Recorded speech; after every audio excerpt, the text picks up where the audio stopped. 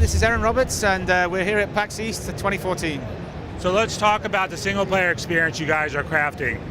Yeah, well, basically we're making the sort of the prequel to the Persistent Universe, and in terms of it starts and where it ends, it's going to be where the Persistent Universe kicks off, and it's a big, epic storyline in the sort of form of it's basically the next coming of Wing Commander, and we're taking it forward from there.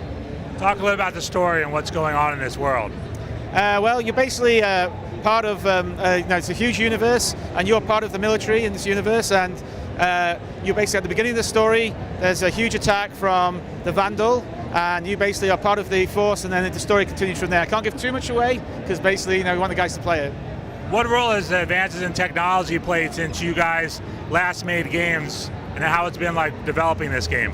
Well, I mean, on the PC side, it's like absolutely amazing what you can do with the different processors, and it's like it seems like every month something gets faster and better, and so we can now actually make what we're trying to basically do is make movie-like quality sort of gameplay in terms of like that sort of look and feel. So we want to go for the realism, what we can push, the speed, the detail, the fidelity. We're trying to build stuff in to make a really big deal. Can you talk a little about some of the ships and those kinds of things you guys are designing?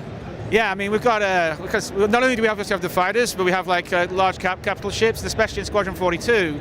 We've got to basically make these huge ships, but they're not just the outside, it's the whole interiors, and they're livable, so you can actually go and walk around, and people, people operate different areas of the ship, and you have like, areas like, engineering and medical bays and so forth, and so the whole ship's model, it's not just a question of one or two areas. We actually build the whole ship out. We have a working hangar where the ships are stored, where they operate from, how you go, lifts, everything. It's all planned out in the whole game.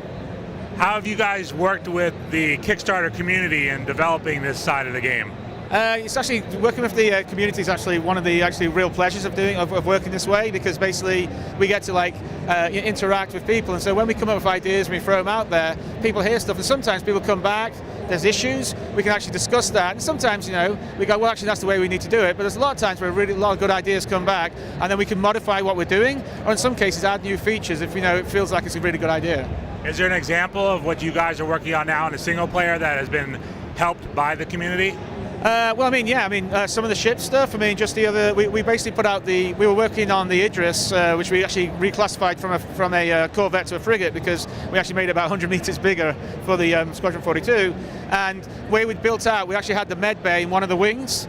And actually a ship's captain came back and said, look, the med bay would always be at the center of the ship, it would be the most protected place, and that's what it is. So we actually, from that feedback, we said, yeah, actually that does make sense. We moved it around and changed the stuff, and because we hadn't started modeling that part of the ship, we could make that change. So that was a really good, thing that happened to the community. And there's lots of other sort of stuff, like ideas about how some game modes and stuff. When you talk to people, if it's a good idea, we can take it on board, and then we can run with it as well.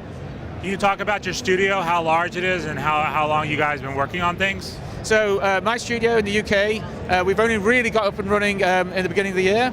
And we've only been running fully, I'd say, for about 10 weeks. So actually, we're kind of new, but basically we had to, we had to get the whole place. We had to find the space, we had to build it out all within a few months before the last year, and then we just got it all running. But now we're at about 45, 46 people, probably got a few more to come on, and we're running full speed ahead. We've been working on the dogfighting module, and then we're also then working on getting forward to Squadron 42 in terms of getting all the capital ships and all the ship systems in place over the next few months.